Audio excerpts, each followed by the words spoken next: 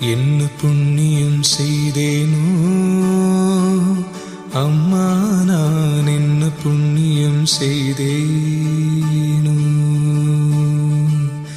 என்ன புண்ணியம் செய்தேனோ அம்மா, நான் என்ன புண்ணியம் செய்தேனோ. மன்னர்நாதர் அம்பலவர் வந்தார் வந்தார் என்று திருச்சொன்ன